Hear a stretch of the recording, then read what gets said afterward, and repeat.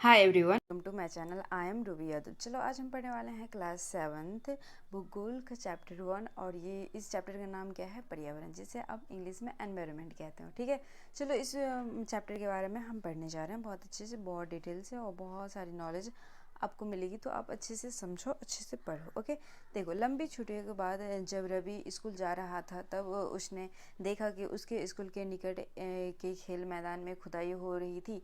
ठीक है, जब रवि इस गर्मी छुट्टी के बाद जब स्कूल जा रहा था तो उसने देखा कि मतलब वहाँ पर जो पास में जो खेल के मैदान थे उसमें ना खुदाई हो रही थी। वही एक मैदान उनके खेलने के लिए वहाँ पर था। ठीक है, वही एक ही मैदान उनके खेलने के लिए वहाँ पर था। लोगों ने बताया कि वहाँ एक फ्लैट वाली एक बड़ी सी इमारत बनेगी। जब रवि को समझ में आया और मुलायम समझ में आया, देखो, जब वो गया था छुट्टी के बाद स्कूल, तो वहाँ पर अच्छे से गार्डन थे, लेकिन वहाँ पर ना खुदाई चल रही थी, जो कंस्ट्रक्शन का काम चल रहा था। मतलब वहाँ पर बिल्डिंग वगैरह बन रही थी। बिल्डिंग और लोग आपस में बात कर रहे थे कि यहाँ पर फ्लैट बन रहा है, इमारतें बन रही हैं, है ना। तो जब रवि को समझ में आया, वो उसको समझ में आया कि हाँ, सच्ची में ये सब कुछ साफ़ सफाई होगी और यहाँ पर ये घर वो मतलब बिल्डिंग वगैरह बनेगा। तो वो सोच रहे हैं, यहाँ पर मुलायम घासें होती थी, गेंदे के फूल होते थे, तितलियाँ होती थी, विशाल मैदान अब हमेशा के लिए नष्ट हो चुका है। ये मैदान बहुत अच्छा था, लेकिन अब हमेशा के लिए नष्ट हो चुका है। तो अपनी आंखों से आंसू उसकी आंखों से आंसू छिलकने लगे। उसने यह बात अपने सहपाठियों को बताई। सुबह की सभा में प्रधानाचार्य ने भी बहुत उदास से कहा, देखो कैसे हमारा पर्यावरण बदल रहा है। उनके टीचर जो प्रधानाचार्य थे वो भी बोल रहे हैं कि देखो हमारा पर्यावरण कितनी आसानी से और कितना ज़्यादा चेंज हो रहा है, कितना ज़्यादा बदल रहा है। तो मतलब ऐसे नहीं होना चाहिए। तो चलो देखो आगे भी और हैं क्या बोल रहे हैं कि कक्षा में पहुंच रवि ने अपने शिक्षक से पूछा, पर्यावरण क्या है? जो कुछ भी आप अपने आसपास में देखते हो वही पर्यावरण है, शिक्षक ने ऐसा कहा। रवि कहने लगा कि इसका अर्थ क्या है?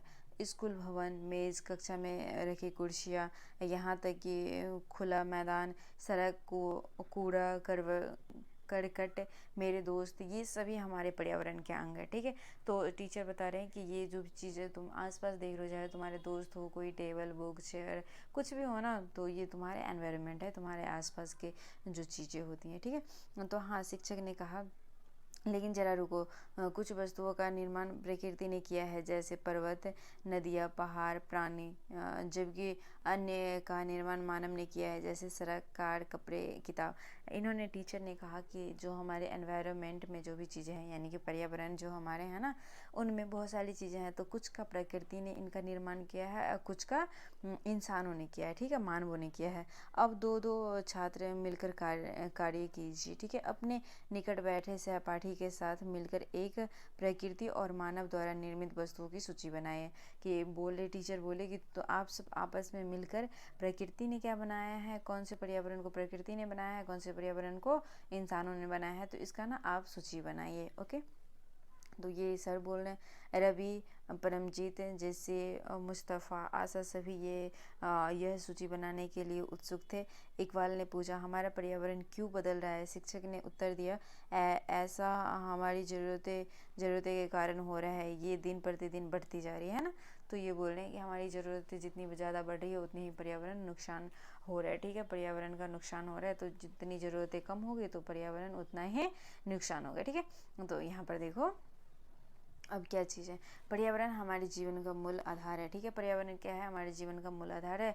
यह हमें सांस लेने के लिए हवा देता है। ठीक है, ये हमें सांस लेने के लिए हवा देता है, पीने के लिए जल देता है, खाने के लिए भोजन और रहने के लिए भूमि प्रदान करता है। ओके, ये सब आपको समझ में आ रहा है। रह तो कहाँ रहे हो आप? ज़मीन पर ही रह रहे हो ना। फ्लैट वगैरह बन रहा है, लेकिन वो तो ज़मीन से ही स्टार्ट हो रहा है। मानव एक प्राकृतिक पर्यावरण में कैसे परिवर्तन करता है?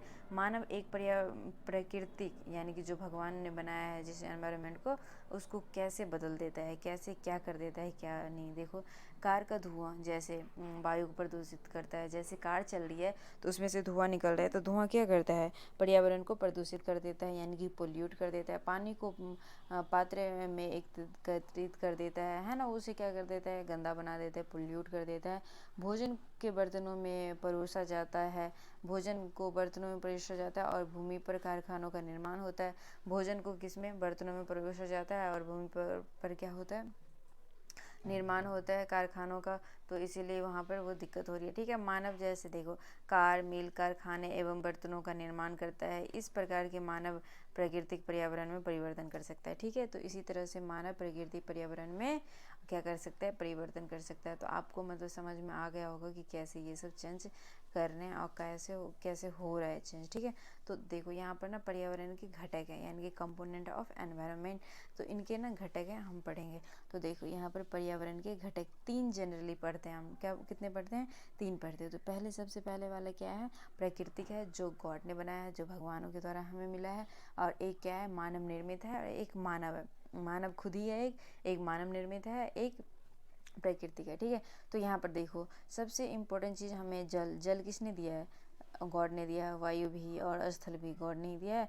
और उन तीनों को चीज़ को मिला दो तो वो सजीव मंडल हो जाता है। अभी मैं बता रही हूँ, देखो जहाँ पर जल स्थित है, पानी स्थित है, उसे हम जल मंडल कहते हैं।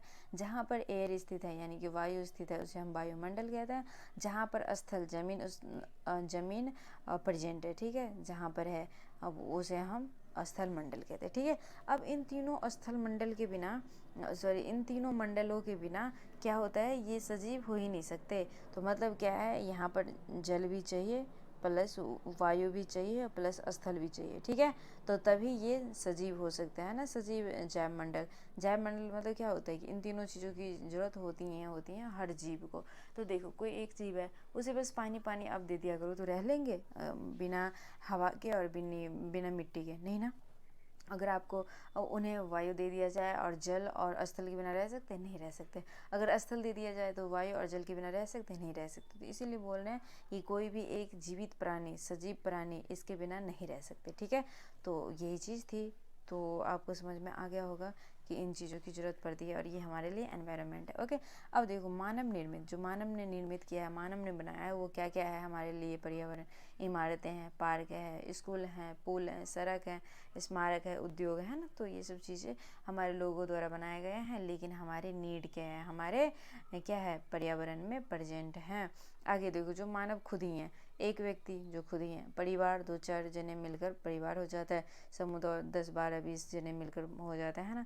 फिर यही लोग ना बट जाते हैं धर्म में आपको पता है ना, सिख ईसाई, हिंदू मुस्लिम सिख ईसाई, साथ चलो तो भाई भाई, वैसे तो साथ चल नहीं रहा, तो धर्म में बढ़ जाता है। बाद बाकी शैक्षिक में बढ़ जाता है कि कौन कितना पढ़ रहा है। ठीक है, मतलब कौन कितना एजुकेटेड है, क्या कर रहे हैं, कोई डॉक्टर है, कोई इंजीनियर है, कोई ऑफिसर्स है, कोई IAS ऑफिसर्स हैं, तो इसमें बढ़ जाता है। बाद बाकी आर्थिक में क्या हो जाता है कि किसके पास ज़्यादा पैसा है, कौन बिजनेसमैन है, कौन मतलब किसके पास ज़्यादा पैसा है, तो ये सब चीज़ें इसमें आ जाती है। और राजनीतिक स्थिति तो आप जानते ही हो कि राजनीतिक स्थिति में क्या हो जाती है, पार्टियाँ बढ़ जाती हैं। आम आदमी पार्टी, BJP वगैरह आप सुन रहे हो, है ना। तो ये सब क्या हो जाती हैं, इन सब की पार्टियाँ बढ़ जाती हैं। तो यही चीज़ थी कि ये एनवायरनमेंट के क्या थे, घटक थे। तो एनवायरनमेंट के घटक में आपको यही पढ़ना था, यही देख लिया आपने। प्राकृतिक वाले भी देख लिए, मानव निर्मित भी देख लिए, मानव वाला भी देख लिए। तो मतलब यही सब चीज़ थी कहने को। और ये बहुत आसान है, आप डाटा याद कर लेना।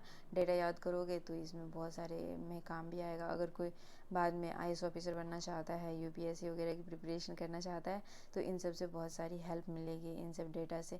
ठीक है, तो चलो आगे भी हम पढ़ते हैं। इसीलिए हम प्राकृतिक वातावरण में परिवर्तन करते हैं और कभी कभी उसे नष्ट भी कर देते हैं। ठीक है, ऊपर के वार्तालाप से आप ये समझ गए होंगे कि किसी भी जीवित प्राणी के चारों ओर पाए जाने वाले लोग, स्थान, वस्तु, प्रकृति को ही हम पर्यावरण कहते हैं। क्या लिखोगे आप, कोई बोलेगा पर्यावरण क्या है, तो पर्यावरण में क्या लिखोगे, हमारे किसी भी जीवित प्राणी के चारों ओर पाए जाने वाले लोग, स्थान, वस्तु एवं प्रकृति को ही हम पर्यावरण कहते हैं। ऐसे समझ में ये डेफिनेशन है, ये परिभाषा है, याद कर लोगे।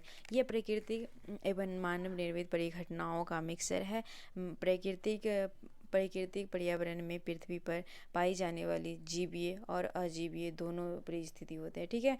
जीवीय भी होते हैं और अजीवीय भी होते हैं। ओके, तो अब देखो मैं यहाँ पर मतलब इनके दो घटक प्रमुख हैं, जीवीय हैं और अजीवीय हैं। तो दोनों देखो हाथ मिला रहे हैं ना यहाँ पर।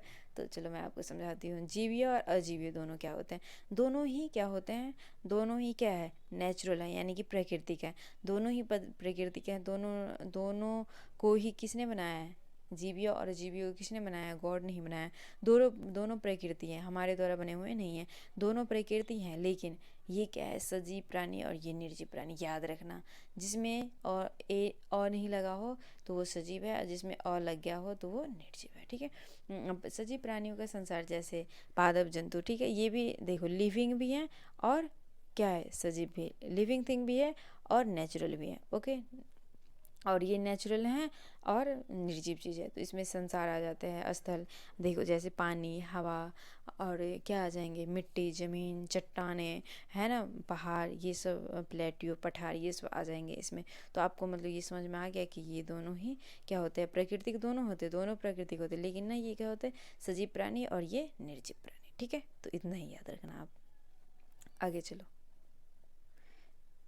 आगे देखो, जबकि मानवीय पर्यावरण में मानव का पारस्परिक क्रियाएं उनकी गतिविधियां एवं उनके द्वारा बनाई गई रचनाओं से होती है, ठीक है। मानव हर कुछ को चेंज कर देता है, हमारे एनवायरनमेंट को चेंज कर देता है। तो आज के लिए इतना ही पढ़ेंगे, प्राकृतिक पर्यावरण हम नेक्स्ट वीडियो में पढ़ेंगे। तो ये देखिए आप सबको समझ में आ गया होगा, है ना। तो ये सब अच्छे से आप कर लेना, पढ़ लेना, एक बार पढ़ोगे तो आपको समझ में आ ही जाएगा, ठीक है।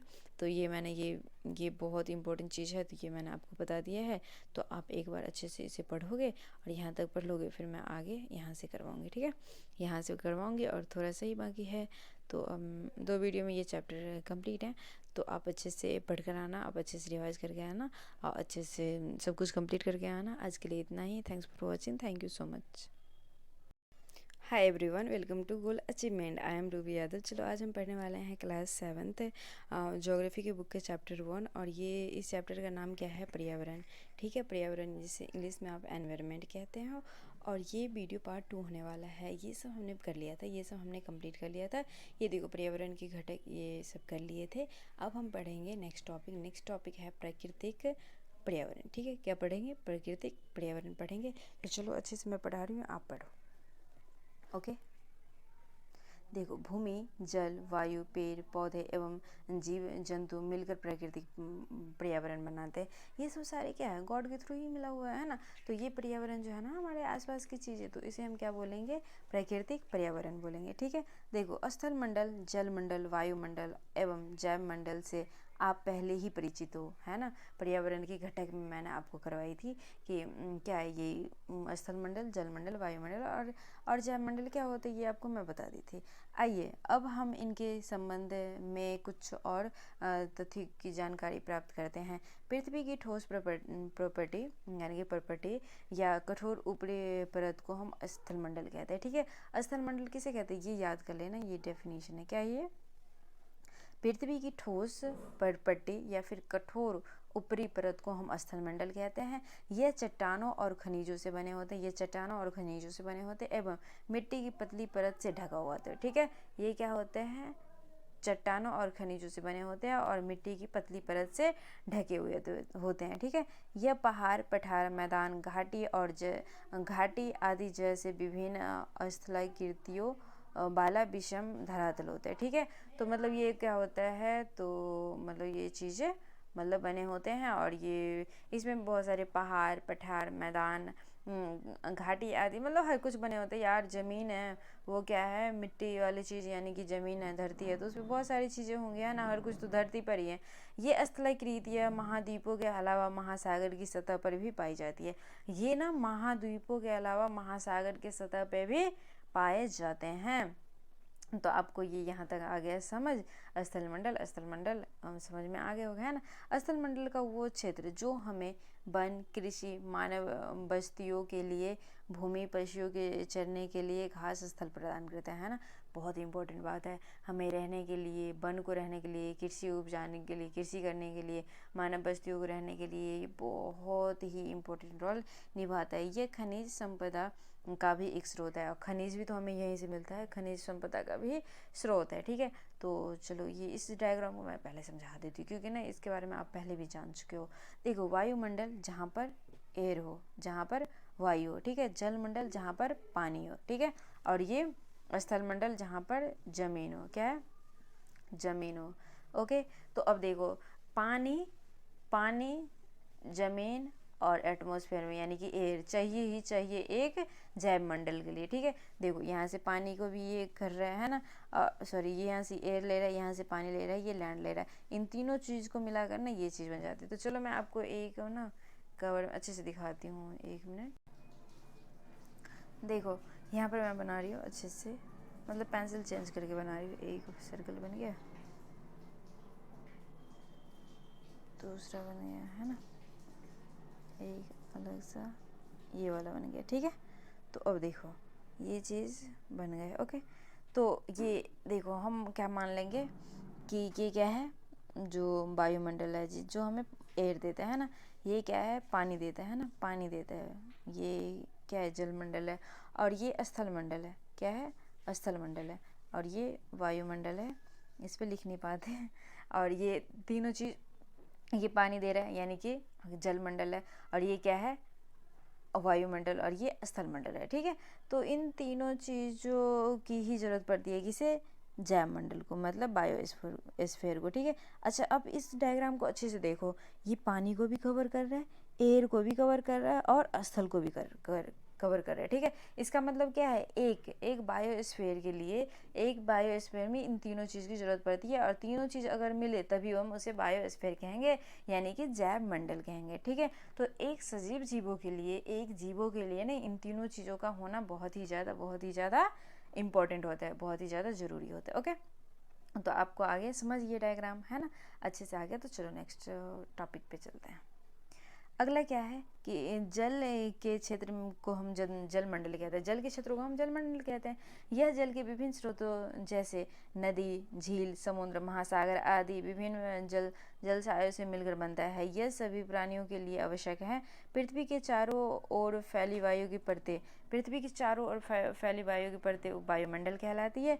पृथ्वी का एक गुरुत्वाकर्षण बल अपने चारों ओर के वायुमंडल को थामे रखता है। यह सूर्य की झुलसाने वाली गर्मी और हानिकारक किरणें से रक्षा करते हैं। ठीक है, अच्छा देखो मैं ये आपको बताऊं कि ये देखो, ये क्या है, ये क्या है, अर्थ है ना, अर्थ का क्रस्ट है। इनके ना 5 लेयर होते हैं ऊपर में, 1 2 3 4 5। ठीक है, तो ये ना वायुमंडल का है। ठीक है, वायुमंडल का क्या है, लेयर है। ये मैं 6th क्लास में जो भी ये चैप्टर मैं करवाई थी, फर्स्ट चैप्टर 6th क्लास के, तो उसमें मैं बहुत अच्छे से एक्सप्लेन करी हूँ। अगर आपको देखना होगा तो देख लेना, बाद बाकी मैं इस पर वीडियो बनाऊंगी। और ये सूर्य से निकलने वाले एक जो हानिकारक जो रेज आती है ना, रेज आती है, अल्ट्रावायलेट रे, यूवी रे, उसे ना ये रोक देते हैं। ठीक है, ये एटमॉस्फेयर की लेयर ही रोकते हैं, ओजोन लेयर प्रेजेंट होता है तो वो रोकता है, इसीलिए हमें कोई नुकसान नहीं पहुंच पाता है। ठीक है, वैसे मैं अभी बता देती हूँ। ठीक है, ये इसे पढ़ाने दो, फिर बताऊँगी। कई बार गैस, मतलब देखो, गैस, धूल कण तथा जलवाष्प अधिक उपस्थित होते हैं। वायुमंडल में परिवर्तित होने से मौसम एवं जलवायु पर परिवर्तन होता है। वायुमंडल का जो चीज़ें हैं ना, वायुमंडल में जो भी चीज़ें हैं वो अगर परिवर्तित हो जाए, वो अगर चेंज हो जाए तो चीज़ें यहाँ पर भी चेंज हो जाती है, जैसे मौसम, जलवायु, सब कुछ चेंज हो जाता है। ओके, देखो, पादप एवं जीव जंतु मिलकर जैव मंडल बनता है ना, या फिर सजीव संसार का निर्माण करते हैं। पादप यानी कि प्लांट और एनिमल मिलकर बनते हैं ना। यह पृथ्वी का वो संकीर्ण क्षेत्र है जहाँ स्थल, जल और वायु मिलकर जीवन को संभव बनाते हैं। ठीक है, मैं अभी बताई हूँ आपको कि वायु चाहिए प्लस जल चाहिए प्लस स्थल चाहिए, है ना। तो इन तीनों चीज़ों का होना ज़रूरी है, जब भी क्या बनेंगे, जैव मंडल बनेंगे। अगर एक चीज़ की कमी है तो ये जैव मंडल कहलाएगा ही नहीं बनेगा जैव मंडल। ठीक है, तो इतना है। और मैं बाद बाकी ये पेज थोड़ा मैं लेकर आपको मैं बता दूँ, है ना, वायुमंडल के लेयर के बारे में थोड़ा सा बता दूँ। ठीक है, देखो देखो देखो देखो फटाफट देखो, ये क्या है, एक लाइन है, ठीक है। ये हमारा अर्थ क्रस्ट है, मानकर चलो अर्थ क्रस्ट है, ठीक है, अर्थ क्रस्ट है। इनके ना 5 लेयर होते हैं ऊपर, 1 2 3 4 5, ठीक है। तो 5 लेयर होते हैं। इसका नेम मैं कर दूँ, क्या होता है, नाम बताओ जल्दी जल्दी। ट्रोपोस्फेयर, स्ट्रेटोस्फेयर और मेसोस्फेयर, थर्मोस्फेयर और एक्सोस्फेयर, ठीक है।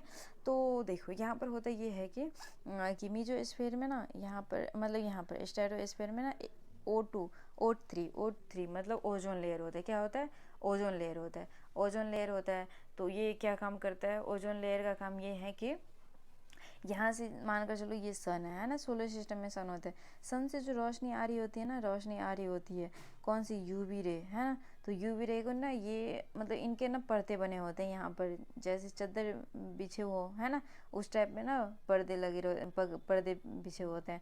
तो यहाँ पर पर्दे होते हैं ना, लेयर होती है ना, तो ये ना इन्हें आने नहीं देते, इन्हें उधर ही कर देते हैं या फिर डिस्ट्रॉय कर देते हैं, इसे अर्थ पर आने नहीं देते। अगर अर्थ पर आ गई ये रे तो कैंसर, स्किन कैंसर वगैरह होने की संभावना बहुत ज़्यादा होती है, ठीक है। तो चलो ये टॉपिक हमारा हुआ एंड, और आज के लिए इतना ही। आपको अगर वीडियो अच्छा लगा हो, समझ में आया होगा तो लाइक कर देना, सब्सक्राइब कर देना एंड कमेंट जरूर से करना कि वीडियो कैसा लगा। आज के लिए इतना ही। Take care, bye bye, thanks for watching, thank you so much. Hi everyone, welcome to my channel. I am डूबी यादव। आज हम पढ़ने वाले हैं क्लास 7th ज्योग्राफी की बुक के चैप्टर 1 और ये वीडियो पार्ट 3 होने वाला है। इस चैप्टर का नाम है पर्यावरण। इसके बारे में हमने 2 चैप्टर में ऑलमोस्ट कंप्लीट कर ही चुके थे। अब इसमें दूसरा टॉपिक पढ़ेंगे। वो टॉपिक है क्या, टॉपिक है पारितंत्र क्या होता है, ठीक है। तो इस टॉपिक को हम पढ़ने जा रहे हैं। क्या है पारितंत्र क्या होता है, ठीक है, ये टॉपिक है। इसे हम इंग्लिश में क्या कहते हैं, इकोसिस्टम। क्या कहते हैं, इकोसिस्टम कहते हैं। रवि की कक्षा के एक एनसीसी कैंप के जेसी ने आश्चर्य से कहा, कितनी मूसलाधार वर्षा हो रही है, इससे मुझे अपना केरल याद आ गया। तुम सबको आकर देखना चाहिए कि कैसे हरे भरे खेतों और नारियल के बगानों में लगातार बारिश होती रहती है, ठीक है। तो वो जैसी बोल रहे हैं ऐसे करके कि तुम सबको देखना चाहिए, है ना। अब देखो आगे, आगे देखो क्या है। तभी जैसलमेर के रहने वाले हीरा ने आश्चर्य से कहा, हमारे यहाँ वर्षा तो होती ही नहीं है, हमें तो दूर दूर तक केवल कीकर एवं रेत की नज़र ही दिखाई पड़ती है। लेकिन वहाँ ऊँट भी तो मिलते हैं, रवि ने कहा, ठीक है। रवि ने कहा लेकिन वहाँ ऊँट भी तो मिलते हैं, तुम ऐसे क्यों बोल रहे हो। अब देखो यहाँ पर ना इकोसिस्टम लाइक्स मतलब एक एरिया में ना सब रह सकते हैं। ये मतलब बर्ड भी रह सकते हैं, एनिमल भी रह सकते हैं। फ्लावर देख रहे हो यहाँ पर और भी बर्ड देख रहे हो, पानी है, घासें हैं, है ना, हर कुछ है। तो मैं इसे समझा रही हूँ अभी क्या होता है ये चीज़, मतलब क्या होती है। तो देखो हीरा ने कहा कि ऊँट तो मिलेंगे ही, है ना, ऊँट तो मिलेंगे ही। जब तुम हमारे रेगिस्तान आओगे, ठीक है, तो तुम्हें सांप, छिपकली और अनेक कीटे भी देखने को मिलेंगे। रवि हैरत में पड़ गया। विभिन्न स्थानों पर पाए जाने वाले जीव जंतु, वनस्पति एवं लोगों के रहन सहन के तरीके इतने ही भिन्न क्यों होते हैं। वो बोल रहे हैं, रवि बोल रहा है कि यार ये क्या चीज़ है कि सभी जगह लोग रहते हैं, सभी ढंग मतलब हर एक ढंग का खाना पीना, ओढ़ना बैठना रहना, मतलब हर की कुछ ना उन सब का अलग ही होता है। क्या सभी का एक दूसरे से कोई साथ संबंध है क्या। वो बोल रहे देखो पहनावा ओढ़ावा, लैंग्वेज सब कुछ अलग होती है, खाना पीना सब कुछ अलग होती है। तो क्या इन सब का एक दूसरे से कोई रिलेशन है, कोई संबंध है या नहीं है। तो वो बोल रहे हैं बिल्कुल बहुत संबंध है। वो बोल रहा है कि हाँ यार बहुत संबंध है। शिक्षक ने कहा, ठीक है, शिक्षक ने कहा कि सभी, देखो एक मिनट, क्या बोल रहे हैं, शिक्षक ने कहा सभी पेड़ पौधे जीव जंतु एवं मानव अपने आसपास के पर्यावरण पर आश्रित होते हैं ना। बोल रहे हैं, शिक्षक बोल रहे हैं मतलब पेड़ पौधे जो हैं, पेड़ पौधे जीव जंतु मानव एक दूसरे पे डिपेंड होते हैं, ठीक है, एक दूसरे पे क्या होते हैं, आश्रित होते हैं। प्राय वे एक दूसरे पर आश्रित होते हैं। जीवधारियों का आपसी एवं अपने आसपास के पर्यावरण के बीच का संबंध पर पारितंत्र का निर्माण करता है, ठीक है। मतलब देखो इसका मतलब ये है कि एक दूसरे से ना मतलब संबंध रखना। मतलब क्या है कि जैसे प्लांट और एनिमल है ना, प्लांट और एनिमल, प्लांट क्या देता है, उसे खाना देते हैं, लेकिन उसे एनिमल क्या देते हैं, न्यूट्रिएंट देता है ना। तो ये ना रिलेशनशिप जो दो जने का होता है ना कि एक जने के बिना एक जने का काम नहीं चल सकता, दोनों का होना बहुत ही ज़्यादा ज़रूरी है। देखो, अब मैं आपको पढ़ा रही हूँ, आप पढ़ रहे हो, तो दोनों में रिलेशन है ना, ये भी चीज़ रिलेशन है, तो ऐसे टाइप में होता है, ठीक है। तो उसे ही इकोसिस्टम कहते हैं, ठीक है। एक दूसरे से ना इंटरेक्शन बिटवीन जो हो जाता है ना, इंटरेक्शन हो जाता है दो चीज़ों के बीच, चाहे वो सजीव हो निर्जीव हो, या फिर निर्जीव हो सजीव हो, या फिर निर्जीव निर्जीव हो, ठीक है, ठीक है ना। तो अब देखो मतलब वो हो जाता है, ठीक है। अब देखो, अधिक वर्षा वाले वन, घास स्थल, रेगिस्तान, पर्वत, झील, नदी, महासागर एवं छोटे से ताल का भी एक पारितंत्र हो सकता है, ठीक है। क्या हो सकता है? एक पारितंत्र हो सकता है। हर एक चीज़ के बीच में पारितंत्र हो सकता है, मतलब इकोसिस्टम हो सकता है। क्या आपको लगता है कि जिस पार्क में रवि एवं उसके मित्र खेलते थे, वो भी एक पारितंत्र बनाता है? आपने पहले ही मतलब स्कूल के बारे में बोला था ना कि छुट्टी के बाद जब आया था ये लड़का, तो ये बोल रहा है, ये क्वेश्चन आपसे कर रहा है कि क्या वो दोनों एक पार्क में खेलते थे, तो क्या वो भी एक पारितंत्र है क्या? तो हाँ, ज़रूर है, क्योंकि उसमें भी प्लांट है, उसमें भी मतलब कुछ कुछ कीटे पतंगे होते थे, है ना। तो प्लांट है, तो उन दोनों के बीच में क्या होंगे? इंटरेक्शन होंगे ही होंगे, है ना। तो क्या है? इंटरेक्शन होंगे ही होंगे। तो अब बोलो जल्दी जल्दी, मैं ये भी पढ़ा दूँ क्या इस वीडियो में? चलो नेक्स्ट वीडियो में ही पढ़ा दूँगी, ओके। तो ये आ गया ना समझ आपको आ गया ना, पारितंत्र क्या होता है? एक दूसरे के बीच ना इंटरेक्शन होता है कि एक के बिना किसी दूसरे का काम नहीं चल सकता है, ठीक है। तो इसीलिए ये इम्पोर्टेंट था थोड़ा सा, कि इसे समझना इम्पोर्टेंट था। और ये आज के लिए इतना ही। Take care, bye bye, thanks for watching, thank you so much. आप अच्छे से पढ़ कर आना, रिवाइज करके आना। Hi everyone, welcome to goal achievement. I am Ruby Yadav. आज हम पढ़ने वाले हैं क्लास 7th ज्योग्राफी के बुक के चैप्टर 1, और ये ही मैं हिंदी मीडियम से पढ़ा रही हूँ। तो इंग्लिश मीडियम में भी ऑलरेडी अपलोडेड है वीडियो, तो आप वहाँ पे जाकर देख सकते हैं। बाद बाकी अभी मैं हिंदी मीडियम से पढ़ा रही हूँ, तो ये हमारे ना वीडियो 4th होने वाला है। मैंने 3rd तक वीडियो अपलोड कर रखा है, तो आप वहाँ से जाकर देख सकते हो। आप वहाँ से देखोगे तो बहुत इंपॉर्टेंट टॉपिक थे, तो बहुत अच्छा भी लगेगा पढ़ने में, और बहुत चीज़ सीखने को भी मिलेगा। और यहाँ से मैं आपको कंटिन्यू करवाने वाली हूँ, ठीक है। तो आज का टॉपिक हमारा है मानवीय पर्यावरण। मानवीय पर्यावरण बोले तो क्या है? मानवीय पर्यावरण, ठीक है। मानव के जो भी वो होते हैं ना, क्या मानव के थ्रू जो भी बने होते चीज़ें है ना, आसपास में जो भी हमने ब्रिज स्कूल जो भी देखे थे, जैसे बुक हैं, कॉपी हैं, लैपटॉप हैं, जो भी टैब हैं, कुछ भी दिख रहा है ना आपको, तो वो मानव के द्वारा ही बने हुए होते हैं। मानव अपने पर्यावरण के साथ पारस्परिक क्रिया करते हैं, ठीक है। क्या करते हैं? पारस्परिक क्रिया करते हैं, और उसमें अपनी आवश्यकताएं के अनुसार परिवर्तन करता है। प्रारंभिक मानव ने स्वयं को प्रकृति के अनुरूप बना लिया था। उनका जीवन सरल था एवं आसपास की प्रकृति से उनकी आवश्यकताएं पूरी हो जाती थी, ठीक है। पहले के जो ज़माने के लोग थे, उनकी आवश्यकताएं बहुत कम थी। देखो, पहले लोग बोलते थे मुझे फ़ोन चाहिए, मुझे टैब चाहिए, मुझे ये चाहिए, मुझे वो चाहिए, नहीं चाहिए थे, है ना, पहले के लोग, क्योंकि पता ही नहीं था। और देखो, इनके बारे में जानते ही नहीं थे। लेकिन जिस हिसाब से माहौल ढलते गए, उस हिसाब से ज़रूरतें भी ज़्यादा होने लगी, ठीक है। तो उस हिसाब से मतलब सामान भी ज़्यादा यूज़ करने लगे। बाद बाकी वो पहले के ज़माने लोग थे, तो वो बहुत सरल होते थे, आसपास की प्रकृति से उनकी आवश्यकताएं पूरी हो जाती थी। समय के साथ कई प्रकार की आवश्यकताएं बढ़ी। मानव ने पर्यावरण के उपयोग और उनमें परिवर्तन करने के लिए कई तरीके सीख लिए, ठीक है। पर्यावरण का उपयोग करने में और उनको परिवर्तन करने में, उनमें बदलाव लाने में बहुत सारे मतलब इनका भूमिका है ना, इन्हीं का है। तो देखो, उसने फसल उगाया, ठीक है। मानव ने फसल उगाया, पशुपालन सीखा, अस्थायी जीवन जीना सीखा कि हाँ एक जगह रहकर सीख सकते हैं। पहियों का आविष्कार किया, आवश्यकताएं से अधिक अन्न उपजाया ताकि क्या हो सके, वस्तु विनिमय पद्धति का विकास हुआ। वस्तु विनिमय पद्धति क्या होती है? अब देखो, वस्तु विनिमय पद्धति मैं बता रही हूँ आपको, ये क्या चीज़ होती है? मान कर चलो, मेरे पास क्या है, मेरे पास ना बहुत सारे एप्पल्स हैं, और आपके पास क्या है? बनाना है, ठीक है। बहुत सारे बनानास हैं, और मेरे पास बहुत सारे एप्पल्स हैं। तो आप क्या बोलोगे? मैं मुझे कोई और एप्पल ही देंगे तो मैं लूँगी क्या? नहीं लूँगी। क्यों? क्योंकि ना मुझे ज़रूरत है केले की, ठीक है। तो केले की ज़रूरत है, आपके पास केले हैं, तो आप मुझे क्या करोगे कि कुछ केले दे दोगे, और मुझसे कुछ एप्पल्स ले लोगे, ठीक है। तो मतलब यही ये जो वस्तु का हो रहा है ना चेंजेस, है ना, एक जगह से दूसरी जगह जाना, बदलाव हो रहा है, मतलब क्या है कि एक दूसरे के बदले में दिया जा रहा है। तो इसी चीज़ को कहते हैं, इसी सिस्टम को हम क्या कहते हैं, वस्तु विनिमय पद्धति। क्या कहते हैं, वस्तु विनिमय पद्धति। व्यापार आरंभ हुआ, ठीक है। व्यापार आरंभ हुआ एवं वाणिज्य का विकास हुआ जब ज़्यादा सरप्लस हो जाते थे। अब देखो धान वान उगाए, उसमें से धान अगर खाने के अलावा भी बच जाता है इंसानों के पास, तो क्या करने लगते हैं लोग, बेच देते हैं, है ना, बेच देते हैं। और देखो औद्योगिक क्रांति से बड़े पैमाने पर उत्पादन प्रारंभ हो गया, परिवहन तेज हो गए, जो गाड़ी वाड़ी के आने जाने का सुविधा हो गए वो तेज हो गए, फास्ट हो गए।